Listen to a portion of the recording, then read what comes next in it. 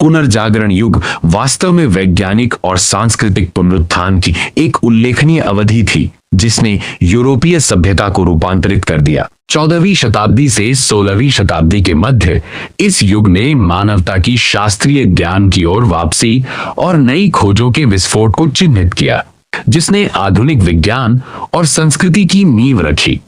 पुनर्जागरण एक ऐसा बौद्धिक आंदोलन था जिसने मध्यकालीन रूढ़िवादिता और अंधविश्वासों को तोड़कर तार्किक, वैज्ञानिक और मानवतावादी दृष्टिकोण को बढ़ावा दिया।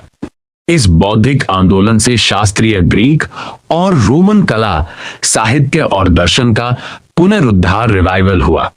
ऐतिहासिक संदर्भ 14वीं से 16वीं शताब्दी के बीच यूरोप, मुख्यतः इटली में हुई बौद्धिक हलचल, जिसमें मानव केंद्रित ह्यूमनिज्म विचारधारा का विकास हुआ। पुनर्जागरण यूरोपीय संस्कृति, कला और ज्ञान का एक जोरदार पुनर्जन्म था, जिसने मध्य युग और आधुनिकता के बीच एक पुल का काम किया। इटली में शुरू हुए इस दौर में प्राचीन यूनानी और रोमन आदर्शों का पुनरुद्धार हुआ। इसका ध्यान मानवतावाद, वैज्ञानिक खोज और धर्मनिरपेक्षता, ह्यूमनिज्म, साइंटिफिक इंक्वायरी और सेक्युलरिज्म की ओर मुड़ गया, जिससे तत्कालीन कला और दार्शनिक चिंतन में मौलिक बदलाव आए। यूरोपीय पुनर्जागरण का अग्रदूत फ्रांसेस्को पेट्रार्क को माना जाता है, जो 14वीं सदी के एक इतालवी मानवतावादी कवि और विद्वान थे। उन्होंने प्राचीन ग्रीक और रोमन साहित्य की पुनर्खोज की, जिससे मानवतावाद का विकास हुआ और पुनर्जागरण का आधार तैयार किया। पुनर्जागरण शब्द का अर्थ, पुनर्जागरण शब्द का परिभाषा, इस शब्द का अर्थ है पुनर्जन्म या रीबर्थ फ्रेंच भाषा में, या रिनासिता इतालवी भाषा में, जो प्राचीन ज्ञान के पुनरुद्धार को दर्शाता है। रिनेसांस का शाब्दिक अर्थ है फिर से जागना या पुनर्जन्म होना, रीबर्थ। यह यूरोपीय इतिहास में मध्यकाल के अंत, लगभग 14वीं शताब्दी से 16वीं शताब्दी में कला, साहित्य, विज्ञान और दर्शन के क्षेत्र में आया एक व्यापक सांस्कृतिक और बौद्धिक पुनरुत्थान था। यह अंधकार युग से आधुनिक युग की ओर संक्रमण का प्रतीक है। पुनर्जागरण को इन नामों से भी जाना जा सकता है: नवजागरण युग, न्यू अवेकनिंग एज; पुनरुत्थान युग, रिवाइवल एज; नवजागरण काल, एज ऑफ रेनेसांस पांसा; सांस्कृतिक पुनरुत्थान का युग, एज ऑफ कल्चरल रिवाइवल। पुनर्जागरण युग की प्रमुख विशेषताएं: मानवतावाद, ह्यूमनिज्म, एक केंद्रीय बौद्धिक बदलाव जो केवल धार्मिक हठ धर्मता के बजाय मानवीय क्षमता, उपलब्धियों और एक सर्वांगीण शिक्षा पर केंद्रित था। पुनर्जागरण युग में विचारक ईश्वर के स्थान पर मानव जीवन और उसकी समस्याओं पर ध्यान केंद्रित करते हैं। धर्मनिरपेक्षता, सांसारिक मामलों, व्यक्तिगत उपलब्धियों और चर्च से बाहर के जीवन पर बढ़ता ध्यान देना।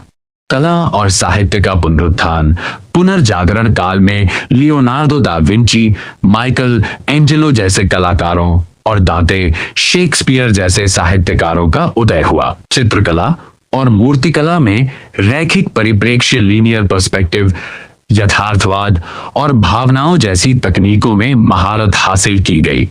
वैज्ञानिक खोज पारंपरिक सत्ता पर निर्भर रहने के बजाय प्रत्यक्ष अवलोकन और प्रयोग की ओर एक कदम बढ़ाया गया। तर्कवाद, रैशनलिज्म, इसमें अंधविश्वास के बजाय तर्क और वैज्ञानिक सोच को प्राथमिकता दी गई। पुनर्जागरण की प्रकृति: प्राचीनता का पुनर्जन्म: विद्वानों और कलाकारों ने प्राचीन यूनानी और रोमन ग्रंथों, दर्शन और कला का अध्ययन किया। व्यक्तिवाद: सार्वभौमिक मानव पुनर्जागरण मानव पर जोर, जिसमें लियोनार्डो दा विंची जैसे विविध प्रतिभाओं वाले व्यक्ति शामिल थे। संरक्षण: धनी परिवारों जैसे मेडिची और नगर राज्यों ने अपनी शक्ति और प्रतिष्ठा दिखाने के लिए कला को संरक्षण दिया और विद्वानों का समर्थन किया। ज्ञान का प्रसार: 1440 के दशक में गुटेनबर्ग द्वारा प्रिंटिंग प्रेस के आविष्कार ने नए विचारों और साहित्य के तेजी से प्रसार को संभव बनाया।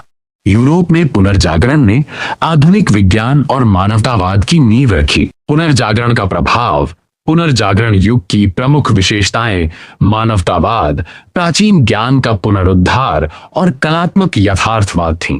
ये तत्वों ने मध्ययुगीन परंपराओं से मुक्ति दिलाकर आधुनिक चेतना का सूत्रपात किया। वैज्ञानिक क्रांति, कोपरनिकस सूर्य केंद्रित मॉडल और गैलीलियो जैसे व्यक्तियों के साथ आधुनिक विज्ञान की नींव रखी गई। इसने तर्क और प्रयोग पर जोर देकर आधुनिक विज्ञान की नींव रखी।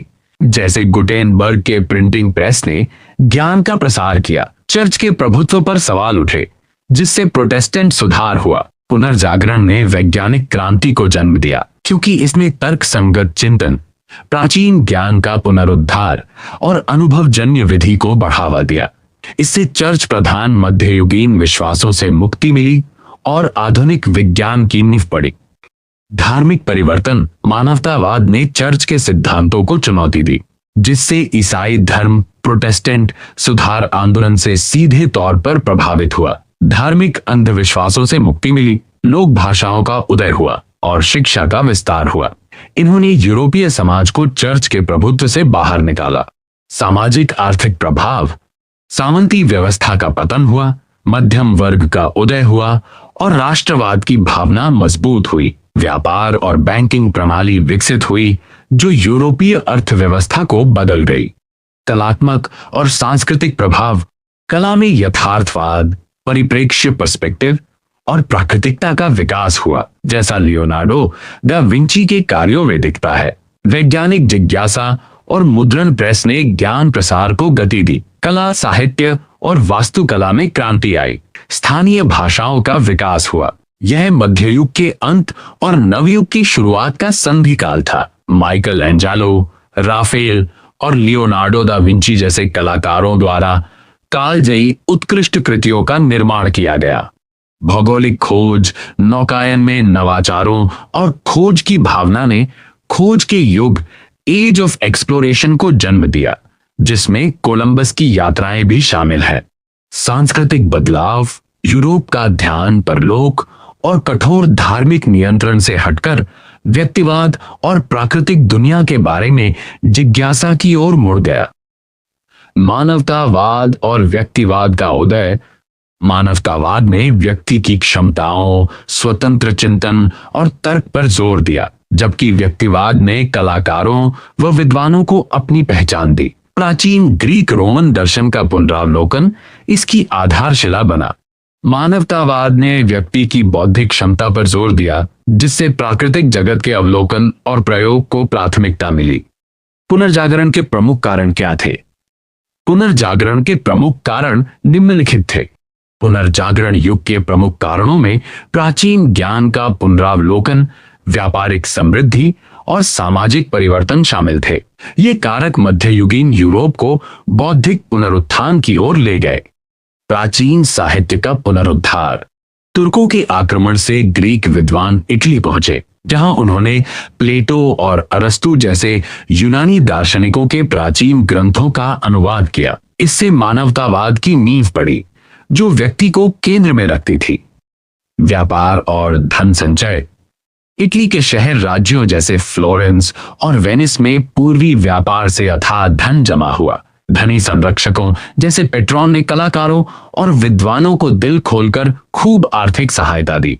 सामाजिक राजनीतिक कारक। सामंती व्यवस्था का कमजोर हुई और नए नए शहरों का उदय हुआ, जिससे व्यक्तिगत स्वतंत्रता बढ़ी। धर्मयुद्धों ने ईसाई संस्कृति के पुनरुत्थान की आवश्यकता पैदा की। तकनीकी प्रगति। गुटेनबर्ग के मुद्रण प्रेस ने ज्ञान के प्रसार को तेज किया। ये सभी कारण मिलकर पुनर्जागरण को जन्म देने वाले थे। मुख्य क्षेत्र। शुरुआत में यह इतालवी नगर राज्यों जैसे फ्लोरेंस, रोम, वेनिस में केंद्रित था, जिसके बाद यह पूरे यूरोप में फैल गया। प्रमुख हस्तियां Leonardo da Vinci, Michelangelo, Raphael, Petrarch, Machiavelli और शेक्सपियर इत्यादि।